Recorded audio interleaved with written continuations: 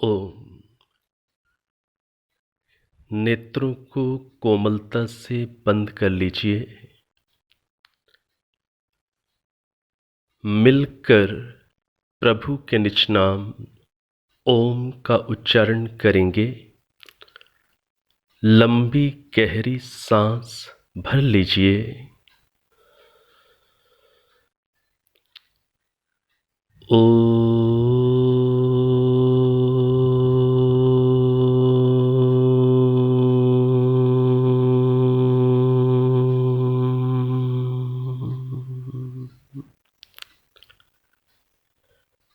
सहना भवतु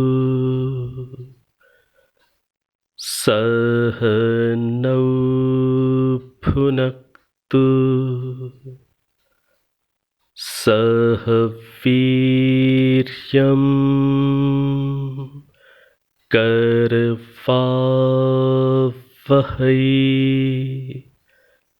तेजस्विनावधीतमस्तु मा विद्विषावहै। ओम शांति शांति शांति।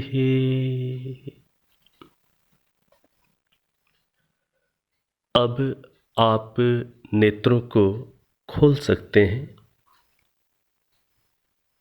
ऋग्वेद के 10वें मंडल को हम लोग समझने का प्रयास कर रहे हैं। ऋग्वेद के 10वें मंडल का 129वां सूक्त 129th सूक्त नासदीय सूक्त के नाम से प्रसिद्ध है। 129वां सूक्त नासदीय इस सूक्त के नाम से प्रसिद्ध है। इस सूक्त के ऋषि प्रजापति परमेष्ठी हैं और देवता भाववृत्तम है। तो जिस सूक्त का देवता भाववृत्तम होता है उससे तात्पर्य होता है सृष्टि की उत्पत्ति विषयक सब्जेक्ट उस सूक्त के अंदर है। तो जहां पर भी देवता भाववृत्तम आपको लिखा हुआ मिले उसका अब अभिप्राय आपको क्या समझना है कि इस सूक्त में क्रिएशन सृष्टि कैसे हुई है यह विषय समझाया गया है। तो ऋषि ही प्रजापति ही परमेष्ठी हैं, देवता भाववृत्तम है। और इस सूक्त के अंदर 7 मंत्र हैं और इन 7 मंत्रों में सृष्टि विद्या से संबंधित बातें हैं। सृष्टि के प्रारंभ होने से पूर्व क्या स्थितियां थीं और किस प्रकार से ईश्वरीय प्रेरणा से फिर इस सृष्टि का प्रारंभ हुआ और किस प्रकार से निर्माण की प्रक्रिया आगे चली, इन सारी बातों का संकेत हमें इस नासदीय सूक्त के अंदर उपलब्ध होता है। महर्षि दयानंद सरस्वती जी ने सत्यार्थ प्रकाश के 8वें समुल्लास में, चूंकि सत्यार्थ प्रकाश के 8वें समुल्लास का विषय सृष्टि उत्पत्ति स्थिति और प्रलय है, तो उन्होंने 8वें समुल्लास का जो प्रारंभ किया है उन्होंने इस सूक्त के 7वें मंत्र से ही 8वें समुल्लास का प्रारंभ किया। जैसे कि मैंने निवेदन किया कि इस सूक्त के अंदर कुल मंत्रों की संख्या 7 है, तो 8वें समुल्लास में जो अंतिम मंत्र है इस सूक्त का 7वां मंत्र, उसी मंत्र से ऋषि ने 8वें समुल्लास का प्रारंभ किया है। ओम इयं विसृष्टिर्यत आ बभूव यदि वा दधे यदि वा न, यो अस्याध्यक्षः परमे व्योमन सो अंग वेद यदि वा न वेद। ये 7वां मंत्र है। और 8वें समुल्लास में महर्षि दयानंद सरस्वती जी ने फिर जो दूसरा मंत्र प्रस्तुत किया है वह इसी सूक्त का दूसरा मंत्र है। तम आसीत् तमसा गूढ़मग्रे प्रकेतम सलिलम सर्वमा इदम, तो छेनाभ पिहितम यदासीत् तपसस्तन्महिना जायतैकम। तो सत्यार्थ प्रकाश के 8वें समुल्लास में हमें इस सूक्त के 2 मंत्रों के अर्थ प्राप्त हो जाते हैं और ऋग्वेदादि भाष्य भूमिका के अंदर भी सृष्टि विद्या विषय संक्षेपतः इस अध्याय के अंदर महर्षि दयानंद सरस्वती जी ने इस सूक्त के 7 मंत्रों को उद्धृत किया है, लेकिन अर्थ वहां पर सभी मंत्रों का ऋषि ने नहीं किया। उन्होंने केवल प्रथम मंत्र और अंतिम मंत्र, इन 2 ही मंत्रों का अर्थ वहां प्रस्तुत किया है। और उन्होंने ऋग्वेदादि भाष्य भूमिका में लिखा है कि जो बाकी के मंत्र हैं इनका अर्थ मैं अपने भाष्य में करूंगा, ऐसा उन्होंने ऋग्वेदादि भाष्य भूमिका के अंदर लिखा है। तो मंत्र तो 7 के 7 पूरे दिए हुए हैं, लेकिन अर्थ केवल प्रथम और अंतिम मंत्र का ही उपलब्ध हो पाता है। तो इस रूप में चूंकि हमें 2 मंत्रों के अर्थ तो सत्यार्थ प्रकाश में उपलब्ध हो गए, दूसरे मंत्र का अर्थ और 7वें मंत्र का अर्थ, और पहले मंत्र का अर्थ हमें ऋग्वेदादि भाष्य भूमिका में उपलब्ध हो जाता है। इस प्रकार से हमें इस नासदीय सूक्त के 7 में से 3 मंत्रों के अर्थ महर्षि दयानंद सरस्वती जी के प्राप्त हो रहे हैं। बाकी जो अर्थ हैं वो हमें अन्य आर्य विद्वानों के उपलब्ध हो जाते हैं।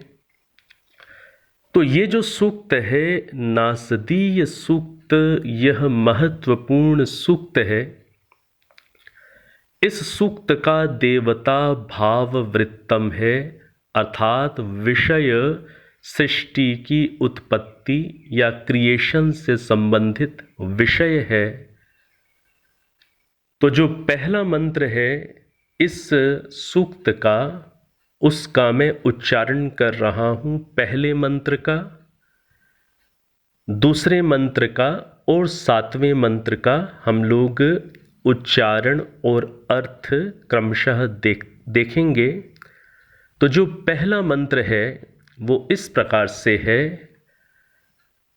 ना सदासी नो सदासीत तदानीम नासीत रजो नो व्योमा परोयत, किमा वरी वह कुहकस्य शर्मन्नम्भः, किमासीत गहनम गभीरम। ये मंत्र के पद हैं। ओम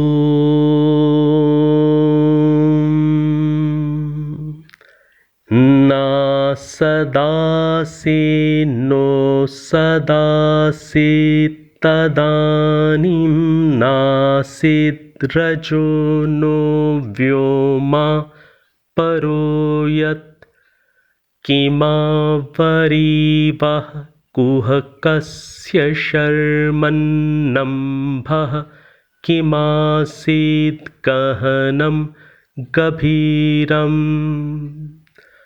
ॐ नासदासीन्नो सदासीत् तदानीं नासीत् रजो नो व्योमा परो यत् किमावरीवः कुहकस्य शर्मन्नम्भः किमासीत् गहनं गभीरम्।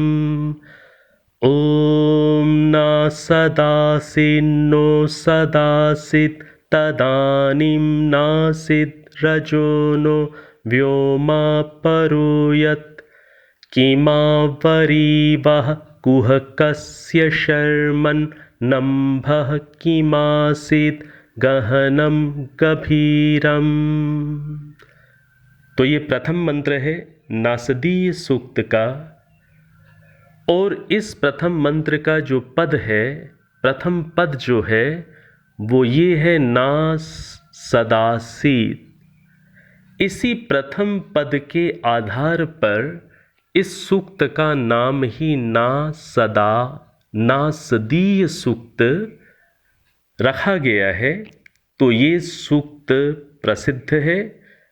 अब इस सूक्त के इस प्रथम मंत्र का जो भाव है उसको हम लोग समझने का प्रयास करें।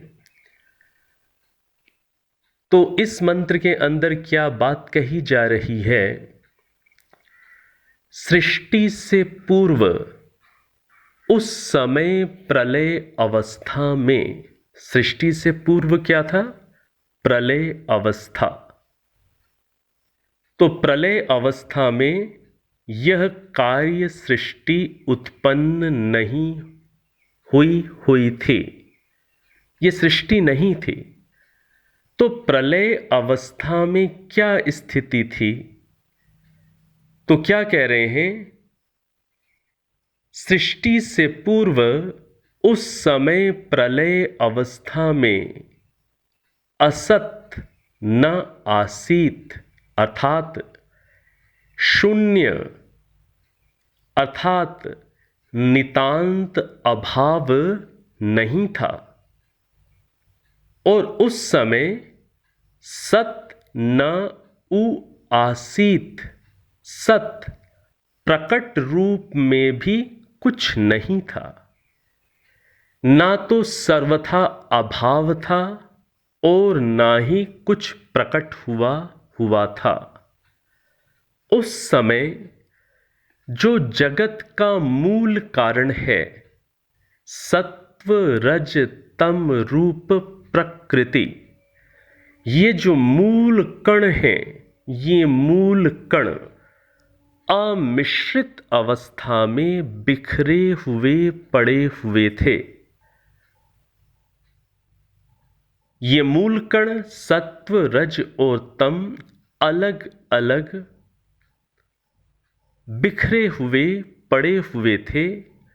उस समय ऐसा नहीं कह सकते कि शून्य था, अर्थात कुछ भी नहीं था, ऐसा नहीं कह सकते, क्योंकि उस समय ये मूल प्रकृति अपनी कारण अवस्था में बिखरी हुई पड़ी हुई थी। और उस समय कुछ प्रकट था, बना हुआ था, ऐसा भी नहीं कह सकते, क्योंकि उस समय कुछ बना हुआ नहीं था। तो उस समय शून्य था, ऐसा भी नहीं कह सकते। उस समय कुछ बना हुआ था, ऐसा भी नहीं कह सकते। तो उस अवस्था में जो मूल प्रकृति है वो अपने कारण रूप में बिखरी हुई थी। और उस अवस्था में एक सर्वशक्तिमान परमेश्वर, जो इस जगत के निमित्त कारण हैं, वो अपनी संपूर्ण महिमा के साथ उस प्रकृति में और सर्वत्र वो व्याप्त थे। ऐसी स्थिति का वर्णन इस प्रथम मंत्र में किया गया है। तो तो उस समय परमाणु भी नहीं थे। जो परमाणु हैं वो मूल प्रकृति के जो सत्व रज तम, ये जो मौलिक फंडामेंटल पार्टिकल्स हैं, उनसे आगे निर्मित होकर के परमाणु बनते हैं। तो जब निर्मित पदार्थ कोई था ही नहीं, तो उस समय परमाणु भी नहीं थे, ना ही आकाश था। उस समय प्रकृति मूल अवस्था में बिखरी हुई पड़ी हुई थी और एक सर्वशक्तिमान सर्वव्यापक ब्रह्म सर्वत्र व्यापक था। और उस समय घोर अंधकार जैसी स्थिति थी। तो इस मंत्र के अंदर यह भाव यहाँ पर बताए गए हैं कि सृष्टि से पूर्व प्रलय अवस्था में क्या स्थिति थी।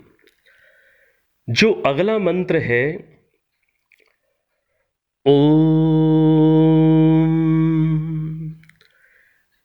तम आसीत् तमसा गूढ़मग्रे प्रकेतं सलिलं सर्वमा इदं तुच्छेनाभ्वपिहितं यदासीत् तपसस्तन्महिना जायतैकम्। ॐ तम आसीत् तमसा गूढ़मग्रे प्रकेतं सलिलं सर्वमा इदं तुच्छेनाभ्वपिहितं यदासीत् तपसस्तन्महिना जायतैकम्। ये दूसरा मंत्र, और इस दूसरे मंत्र का अर्थ महर्षि ने सत्यार्थ प्रकाश के 8वें समुल्लास में लिखा।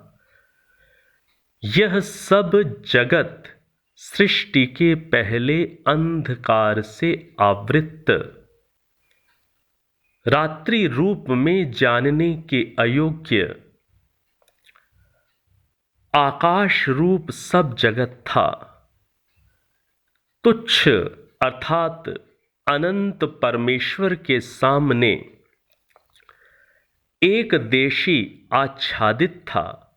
पश्चात परमेश्वर ने अपने महिमा सामर्थ्य से कारण रूप से कार्य रूप कर दिया।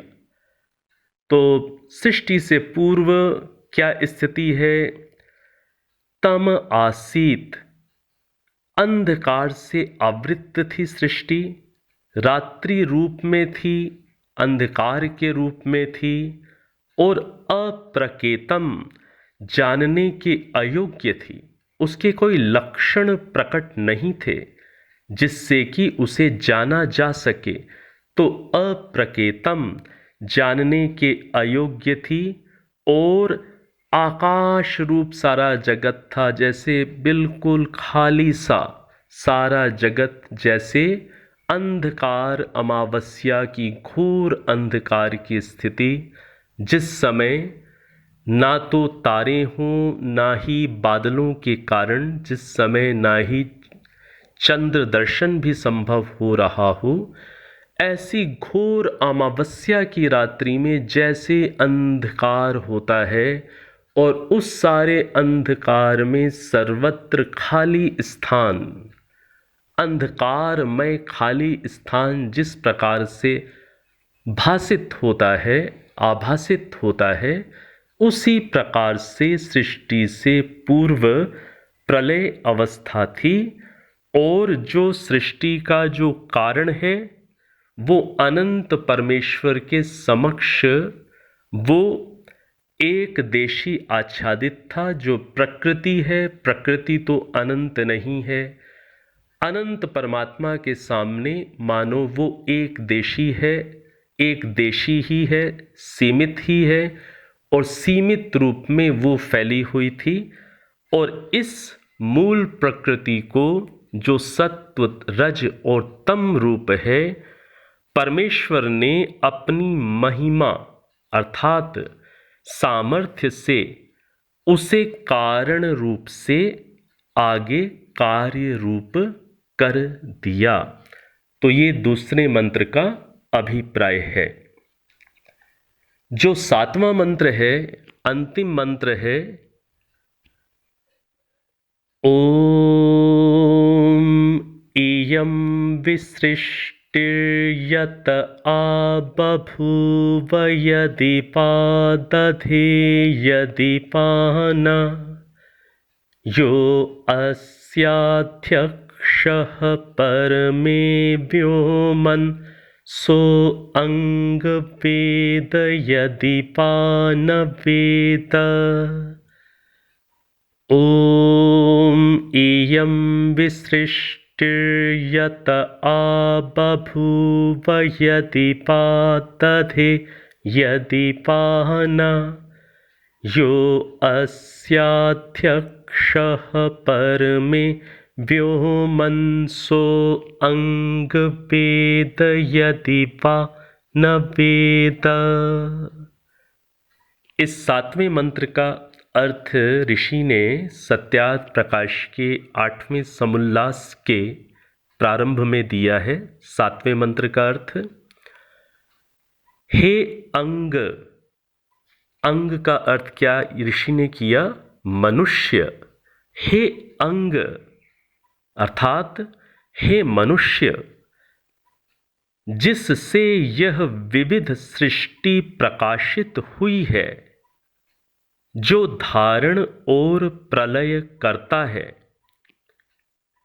जो इस जगत का स्वामी, जिस व्यापक में यह सब जगत उत्पत्ति स्थिति प्रलय को प्राप्त होता है, सो परमात्मा है। उसको तू जान और दूसरे को सृष्टिकर्ता मत मान। ये ऋषि दयानंद जी का हमें 8वें समुल्लास में इस मंत्र का अर्थ प्राप्त होता है। जो ऋग्वेदादि भाष्य भूमिका है, ऋग्वेदादि भाष्य भूमिका के हिंदी भाग में और संस्कृत भाग में, दोनों ही भागों में इस सातवें मंत्र का अर्थ वहाँ पर भी उपलब्ध है।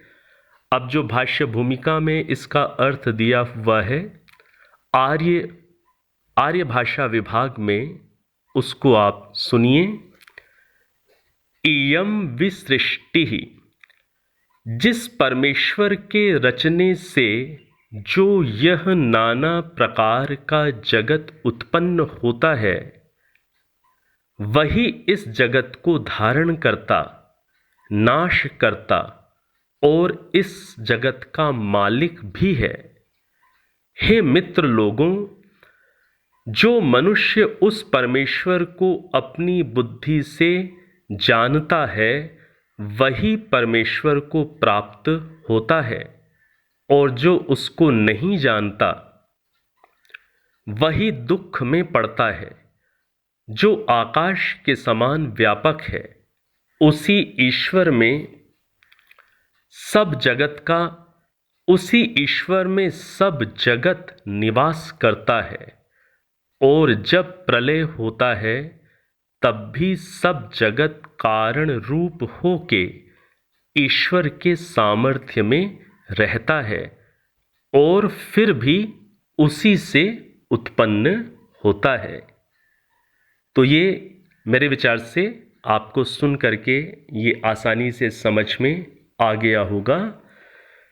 तो इस रूप में 3 मंत्रों के अर्थ हम लोगों ने देख लिए हैं, और बाकी जो 4 मंत्र हैं उनके अर्थ आप भाष्य में देख लीजिएगा।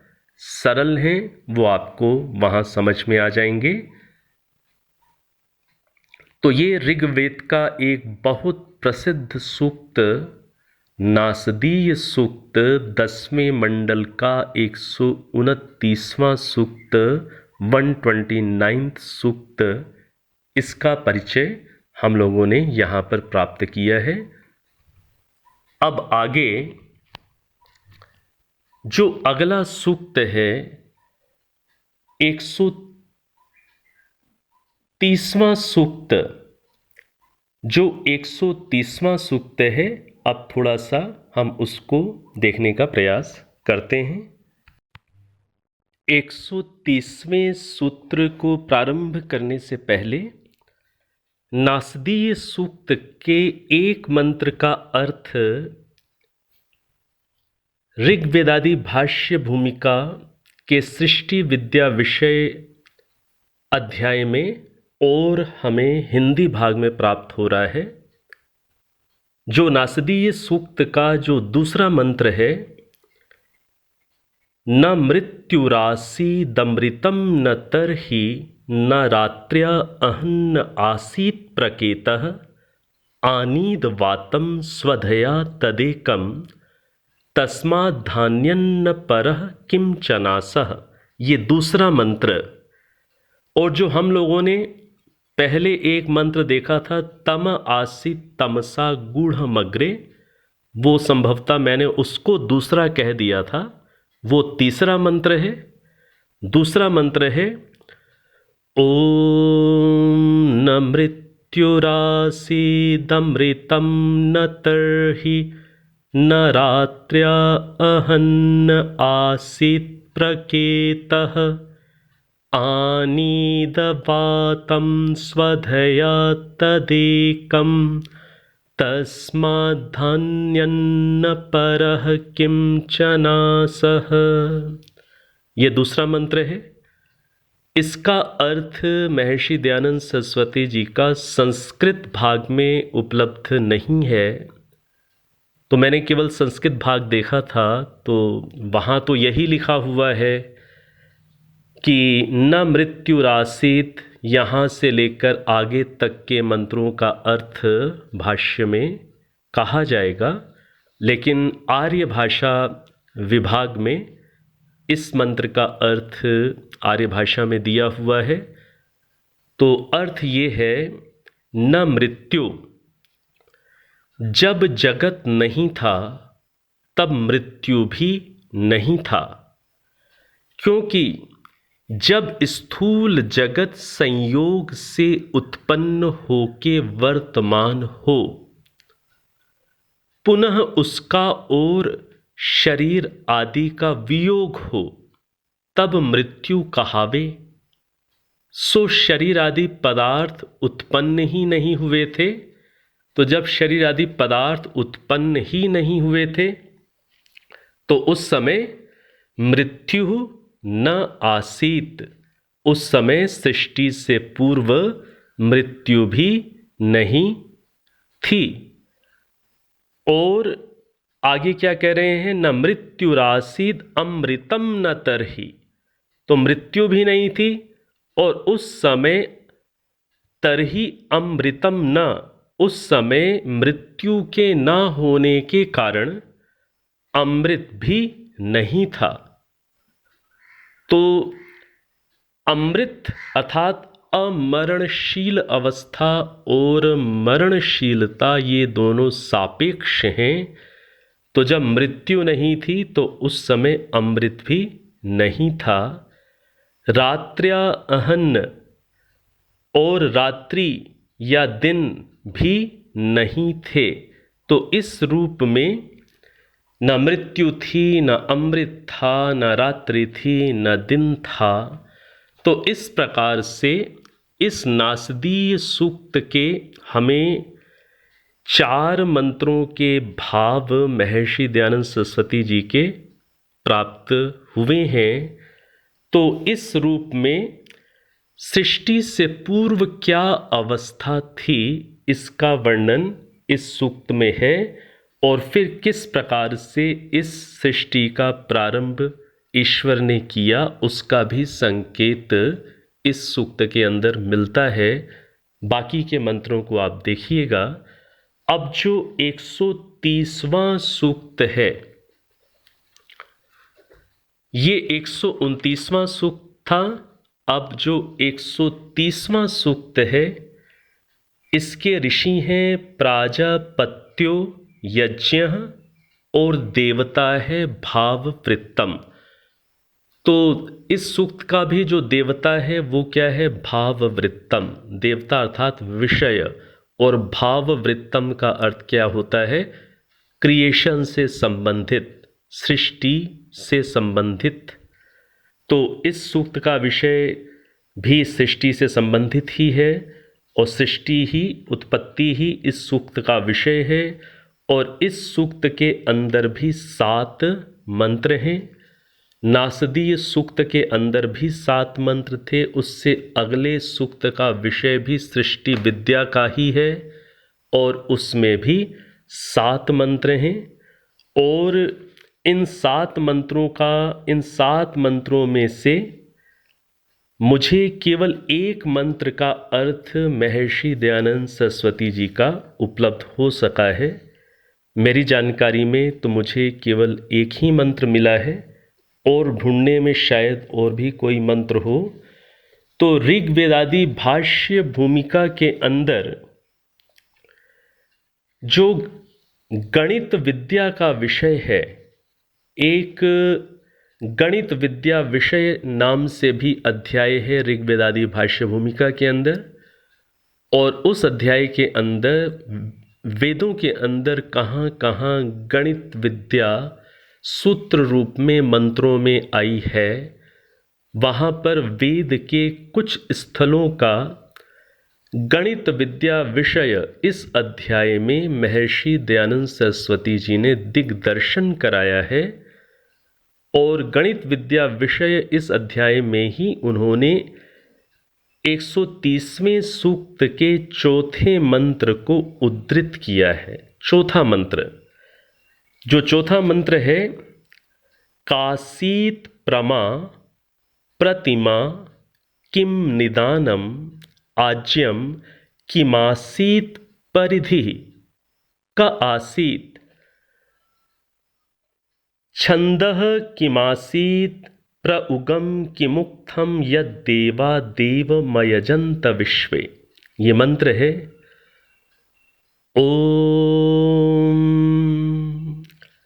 कासीत प्रमा प्रतिमा किम निदानमाज्यम किमासीत परिधि का आसीत छंदः किमासीत प्रउगम किमुक्थम यद्देवा देवमयजन्त विश्वे। ये तीसरा मंत्र है। इस तीसरे मंत्र का जो महर्षि दयानंद सरस्वती जी का जो हमें अर्थ प्राप्त हो रहा है भाष्य भूमिका के गणित विद्या विषय अध्याय में, वो इस प्रकार से है। कासीत प्रमा अर्थात यथार्थ ज्ञान क्या है, प्रतिमा जिससे पदार्थों का तोल किया जाए, सो प्रतिमा क्या चीज है, निदानम अर्थात कारण जिससे कार्य उत्पन्न होता है, वह क्या चीज है, आज्यम जगत में जानने के योग्य सारभूत क्या है, परिधि परिधि किसको कहते हैं? परिधि आप लोग जानते हैं, सरकमफ्रेंस। तो परिधि किसको कहते हैं? देखिए सीधा सीधा वेद मंत्र के अंदर परिधि शब्द आया हुआ है। परिधि किसको कहते हैं? छंदः स्वतंत्र वस्तु क्या है, प्रयोग और शब्दों से स्तुति करने के योग्य क्या है। इन 7 प्रश्नों का उत्तर यथावत दिया जाता है। यद देवा देव जिसको सब विद्वान लोग पूजते हैं, वही परमेश्वर प्रमा आदि नाम वाला है। इन मंत्रों में भी प्रमा और परिधि आदि शब्दों से रेखा गणित साधने का उपदेश परमात्मा ने किया है, सो यह 3 प्रकार की गणित विद्या आर्यों ने वेदों से ही सिद्ध की है और इसी आर्यावर्त देश से सर्वत्र भूगोल में फैली है। तो यहाँ पर महर्षि दयानंद सरस्वती जी ने ये प्रमा और परिधि आदि शब्दों को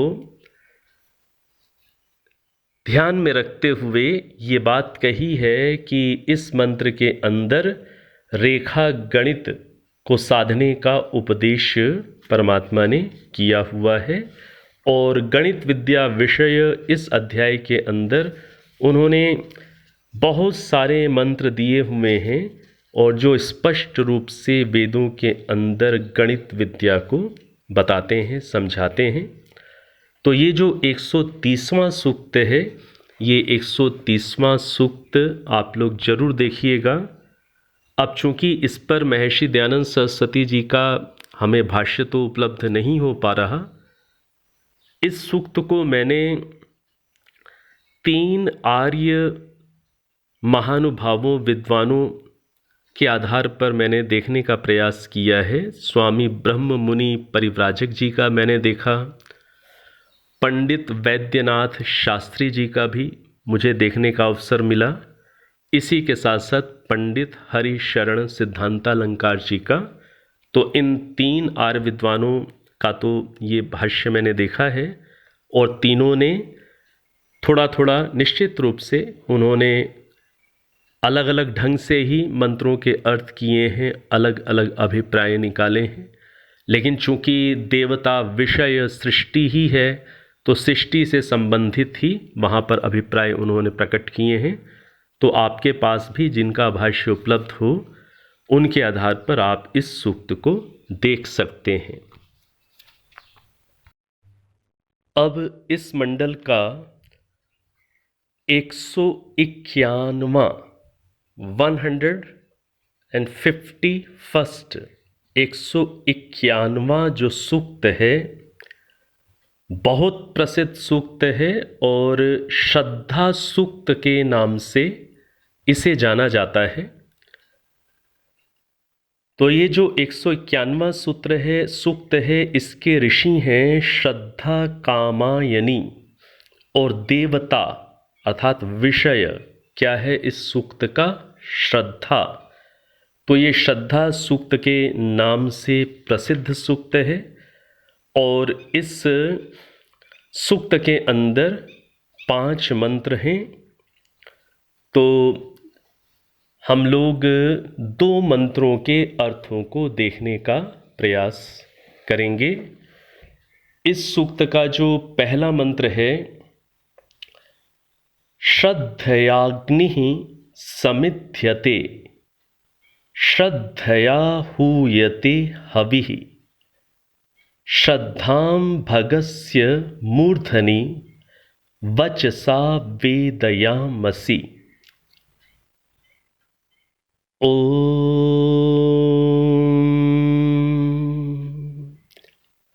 श्रद्धयाग्निः समिध्यते श्रद्धया हूयते हविः श्रद्धां भगस्य मूर्धनि वचसा वेदयामसि। ॐ श्रद्धयाग्निः समिध्यते श्रद्धया हूयते हविः श्रद्धां भगस्य मूर्धनि वचसा वेदयामसि। ये प्रथम मंत्र है। श्रद्धया श्रद्धा से, अग्नि अग्नि समिध्यते प्रदीप्त होती है और श्रद्धया श्रद्धा से ही हविः हूयते हवि दी जाती है, आत्म बलिदान किया जाता है। भगस्य सब भजनीय वस्तु के, भाग ध्येय धर्म के, ऐश्वर्य के, मूर्धनि मूर्धा स्थान में श्रद्धाम श्रद्धा को हम लोग वचसा वाणी द्वारा, वेद वाणी द्वारा, वेदयामसि घोषित करते हैं, प्रकट करते हैं। तो संसार की कोई भी अग्नि श्रद्धा के बिना प्रदीप्त नहीं होती, और कोई भी बलिदान श्रद्धा के बिना नहीं किया जा सकता। श्रद्धा का अर्थ क्या होता है? श्रद्धा का अर्थ होता है सत्य पर विश्वास। सत्य पर जो अटूट विश्वास होता है उसे ही श्रद्धा कहते हैं। तो संसार की कोई भी अग्नि, आत्माग्नि, राष्ट्र अग्नि, संयम अग्नि, योग अग्नि, कोई भी अग्नि बिना श्रद्धा के अर्थात बिना अटूट विश्वास के प्रदीप्त नहीं होती, और कोई भी बलिदान श्रद्धा के बिना किया नहीं जा सकता। किसी भी प्रकार की सफलता पाने के लिए त्याग करना होता है और अंदर की अग्नि को प्रदीप्त करना होता है। हम किसी भी दिशा में उन्नति करना चाहें, हमें सदा वहां पर आत्म बलिदान के लिए तैयार होना पड़ता है। तो ये जो आया श्रद्धया हवि हूयते, श्रद्धा से ही हवि दी जाती है, अपनी आहुति दी जाती है। श्रद्धा से ही अपने योगदान को व्यक्ति समाज के लिए समर्पित करता है, और केवल मात्र योगदान को ही नहीं, स्वयं को ही, अपने आप को ही सत्य के लिए, अन्यों के सुख के लिए, वेद के लिए व्यक्ति बलिदान करता है, आत्म बलिदान करता है। ये कैसे कर सकता है? ये बात कही गई, श्रद्धया हूयते हविः, श्रद्धा से ही, अटल विश्वास से ही यह बलिदान संभव होता है। और आगे क्या बात कही जा रही है? आगे यही बात कही जा रही है कि संसार के अंदर जितने भी धीर मनुष्य हुए इतिहास में या अभी वर्तमान में, जो भी धीर पुरुष हैं, मनुष्य हैं, उनके अंदर राष्ट्राग्नि, संग्रामाग्नि, धर्माग्नि, ज्ञानाग्नि, आत्माग्नि, ये नाना प्रकार की अग्नियां उच्च भावनाओं से प्रेरित तभी हो पाती हैं जब उनका आधार अटूट विश्वास हो। और अटूट विश्वास को ही क्या बोलते हैं? सत्य के प्रति अटूट विश्वास ही श्रद्धा कहलाता है। तो इस रूप में यहाँ पर श्रद्धा की महिमा को बताया गया है, और जो श्रद्धा है, सत्य पर अटूट जो विश्वास है, ये सबसे ऊंचे स्थान पर है। मूर्धा के स्थान पर इसे माना जाता है, इसकी स्थिति है।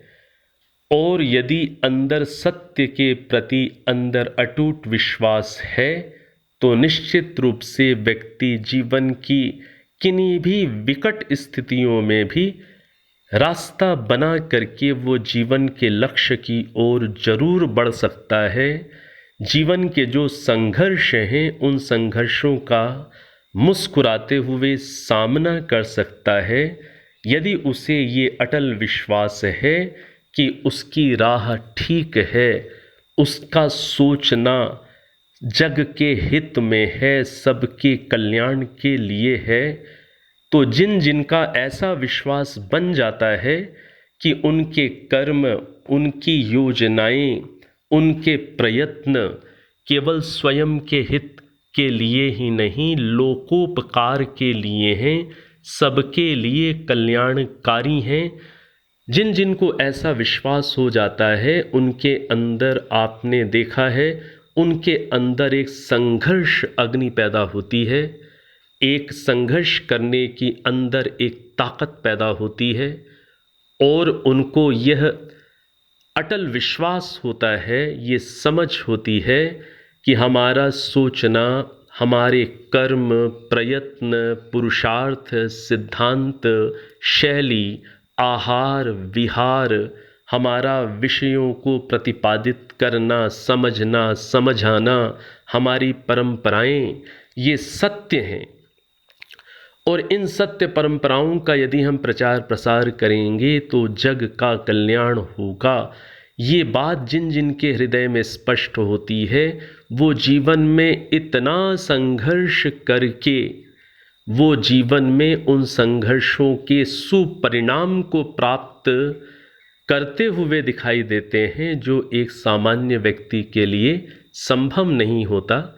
महर्षि दयानंद सरस्वती जी के जीवन को भी देखें तो उनका जीवन इतने संघर्षों से भरा हुआ जीवन, और केवल महर्षि दयानंद सरस्वती जी ही नहीं, आप इतिहास के किन्हीं भी महापुरुष को देखें जिन्होंने अन्यों के हित के लिए उत्तम भाव से कार्यों को करने का प्रयास किया, उन्होंने जीवन के अंदर बहुत संघर्षों का सामना भी किया है, और उन संघर्षों का सामना करके वो एक विजेता के रूप में, एक सफल व्यक्ति के रूप में उभर करके भी आते हैं। तो हम भी जीवन के संघर्षों में सफल बन सकते हैं, एक विजेता के रूप में हम भी उभर सकते हैं, जब हमारे अंदर श्रद्धा हो, अर्थात सत्य के प्रति अटूट विश्वास हो, और स्व कल्याण और जग कल्याण की हमारे अंदर भावना, गहराई से अटूट भावना हमारे अंदर बैठी हुई हो, तब हम भी बड़े से बड़े संघर्ष को कर सकते हैं, बड़ी से बड़ी प्रतिकूलताओं को सह करके अपने लिए और अन्यों के लिए सुगम पथ का निर्माण कर सकते हैं। तो इस रूप में यहाँ पर इस मंत्र के अंदर श्रद्धा की महिमा को बताया गया है। अब जो इस श्रद्धा सूक्त का जो 5वां मंत्र है उसको हम देखते हैं। जो 5वां मंत्र है, ओम श्रद्धां प्रातर्हवामहे, श्रद्धां मध्यं दिनं परि, श्रद्धां सूर्यस्य निमृचि, श्रद्धे श्रद्धापयेह नः। ओम श्रद्धां प्रातर्हवामहे, श्रद्धां मध्यं दिनं परि, श्रद्धां सूर्यस्य निमृचि, श्रद्धे श्रद्धापयेह नः। ये 5वां मंत्र है, और इस 5वें मंत्र का अर्थ जो स्वामी ब्रह्ममुनि परिव्राजक जी ने जो किया हुआ है उसको हम लोग देखते हैं। तो 5वें मंत्र का भावार्थ स्वामी ब्रह्ममुनि जी ने इस रूप में लिखा है, मानव को परमात्मा के प्रति आस्तिक भावना या परमात्म प्रीति प्रातःकाल और सायंकाल उपासना की दृष्टि या अध्यात्म की दृष्टि से रखने के साथ दिन भर के लोक व्यवहार में भी आस्तिकता और परमात्म प्रीति होनी चाहिए।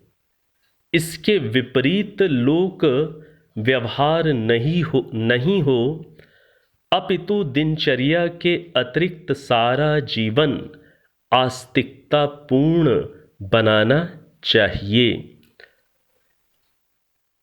तो यहाँ पर श्रद्धा का अर्थ स्वामी ब्रह्म मुनि परिव्राजक जी ने आस्तिकता किया है, परमात्मा के प्रति प्रीति किया है। तो प्रातःकाल सायंकाल ही नहीं, दिन भर, अपितु दिन भर अपने समस्त व्यवहार काल में हमारे अंदर परमात्मा के प्रति विशेष श्रद्धा, विशेष विश्वास, आस्तिकता, समर्पण, परमात्मा के प्रति विशेष प्रेम हमारा रहना चाहिए। हमें ऐसा प्रयास करना चाहिए कि संपूर्ण हमारी दिनचर्या, हमारा जीवन ही परमेश्वरमय हो जाए, वेदमय हो जाए। इस प्रकार की प्रेरणा यहाँ पर हमें प्राप्त होती है। अब जो अगला सूक्त है वो है 163वां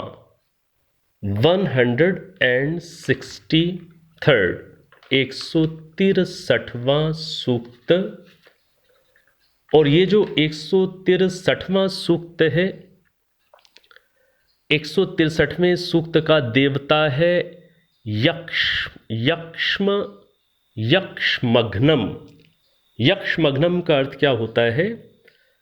रोग को दूर करना। तो रोग को कैसे दूर करना है, उससे संबंधित यहाँ पर 6 मंत्र आए हुए हैं। तो यक्षमघ्नम इसका देवता है। रोग को हटाना, उसको दूर करना, नाश करना, ये इस सूक्त का विषय है। और इस सूक्त के अंदर शरीर के विभिन्न अंग प्रत्यंग के नाम आए हुए हैं। तो इस सूक्त को शरीर के विभिन्न अंग प्रत्यंग के वेदों में क्या नाम आए हुए हैं, इस दृष्टि से भी देखने के लिए ये आपके लिए रोचक हो सकता है, आपकी इसमें रुचि हो सकती है। तो 163वां सूक्त देखिएगा, आप समझ पाएंगे। इसमें अक्षिभ्याम, नासिकाभ्याम, कर्णाभ्याम अर्थात आँखों से, नासिका के दोनों छिद्रों से, कर्णाभ्याम दोनों कानों से, इसी प्रकार से क्षुबुकात, क्षुबुकात यहाँ पर मुख से, मस्तिष्कात मस्तिष्क के अंदर से, जिह्वायाः जिह्वा के अंदर से, शीर्ष्ण्यम शीर्ष में होने वाले यक्ष्मम रोग को मैं दूर करता हूँ। वैद्य की ओर से बात कही जा रही है कि मैं दूर करता हूँ। तो यहाँ पर देखिए, नेत्रों के लिए अक्षि, नासिका, नाक के लिए, कानों के लिए कर्ण, इसी प्रकार से मस्तिष्क के लिए तो मस्तिष्क ही आया है, जीभ के लिए जिह्वा, इस प्रकार के ये पद। और मुख के लिए क्षुबुक, ये पद आए हुए हैं। इसी प्रकार से जो अगला मंत्र है, अगले मंत्र के अंदर ग्रीवाभ्यस्त उष्णिहाभ्यः कीकसाभ्यो, इस तरीके के पद हैं। आप देखेंगे आपको समझ में आएगा अच्छे से। तो दूसरे मंत्र के अंदर गर्दन के लिए क्या आया? ग्रीवा शब्द आया। कंठस्थ नाड़ियों के लिए शब्द आया है उष्णिहा। इसी प्रकार से कंठ की हड्डियों के लिए शब्द आया है कीकसा। इसी प्रकार से मेरुदंड संधि स्थान के लिए शब्द आया है अनुक्य। कंधों के लिए शब्द आया है अंसा। भुजाओं के लिए शब्द आया है बाहु। तो ये अलग अलग शब्द आ रहे हैं जो शरीर के अंग प्रत्यंग से संबंधित हैं। जो तीसरा मंत्र है, तीसरे मंत्र के अंदर आंतों के लिए शब्द आया आंत्रः, संस्कृत में आंत्रः। इसी प्रकार से जहाँ जो मल स्थान, मल जहाँ से विसर्जन होता है वहाँ के लिए गुदा शब्द आया है। जो हमारी स्थूल, जो हमारी बड़ी आंत होती है, लार्ज इंटेस्टाइन होती है, लार्ज इंटेस्टाइन के लिए शब्द आया है वनिष्ठः। हृदय के लिए हृदय शब्द आया है। इसी प्रकार से जो गुर्दे होते हैं, जो गुर्दे होते हैं, गुर्दों के लिए शब्द आया है मत्सना। जो यकृत है, जिगर मतलब लिवर है, लिवर के लिए शब्द आया है यक्न। इसी प्रकार से जो स्प्लीन होती है, प्लीहा होती है, उसके लिए आया है प्लाशी। तो इस प्रकार से हमारे शरीर के अंग प्रत्यंगों के वैदिक यदि आप शब्द देखना चाहें, इनके नाम देखना चाहें, तो वो आपको इस सूक्त में प्राप्त होंगे। इसी प्रकार से चौथे मंत्र के अंदर जंघाओं के लिए उरु शब्द आया है, घुटनों के लिए अष्ठी, अष्ठी शब्द आया। इसी प्रकार से एड़ियों के लिए पाशनी शब्द आया। पंजों के लिए प्रपद ये शब्द आया। कूल्हों के लिए श्रोणी शब्द आया है। जंघा की हड्डी के लिए भासना शब्द आया है। और आगे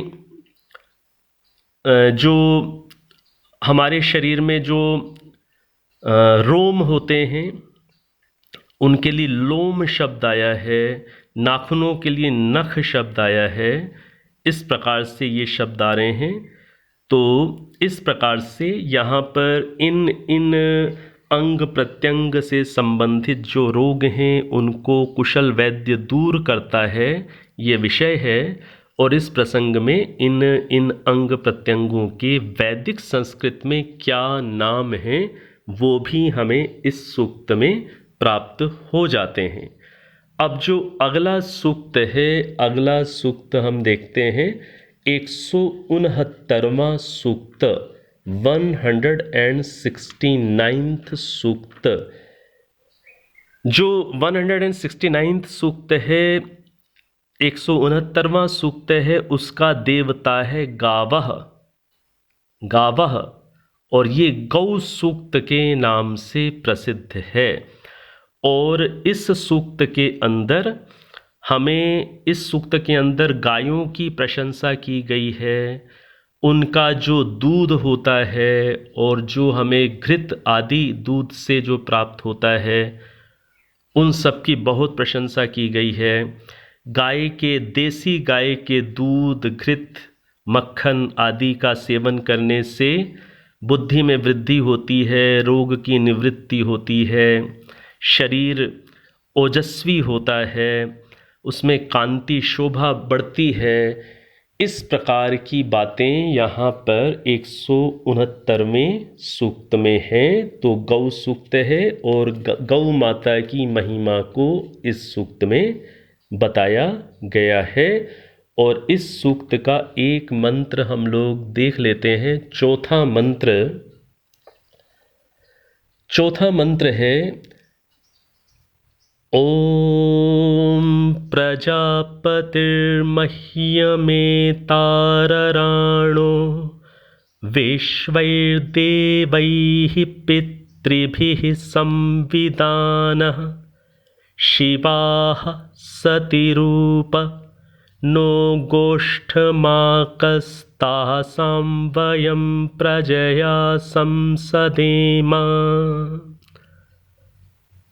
तो इस मंत्र का जो भावार्थ है स्वामी ब्रह्ममुनि परिव्राजक जी के अनुसार, परमात्मा मनुष्य मात्र के लिए गौवों को प्रदान करता है।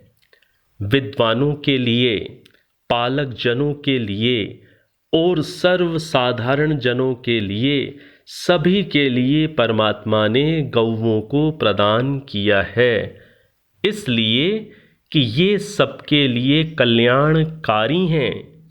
ये अर्थात गौवें सबके लिए कल्याणकारी हैं, इसलिए इन्हें अपने अपने गो सदन में, गौशालाओं में रखकर इनकी रक्षा करनी चाहिए।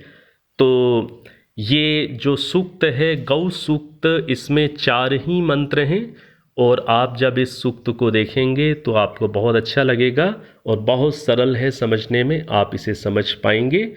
तो इस प्रकार से 10वें मंडल के 169वें सूक्त तक हम लोगों ने बीच बीच में 10वें मंडल का कुछ परिचय प्राप्त कर लिया है।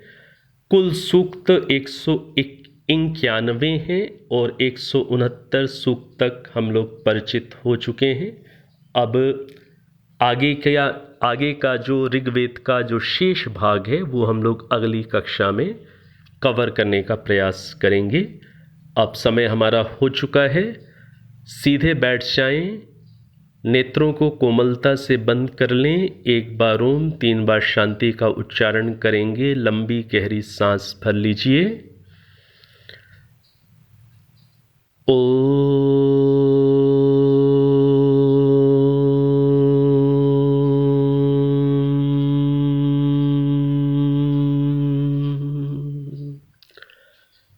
शांति शांति शांति।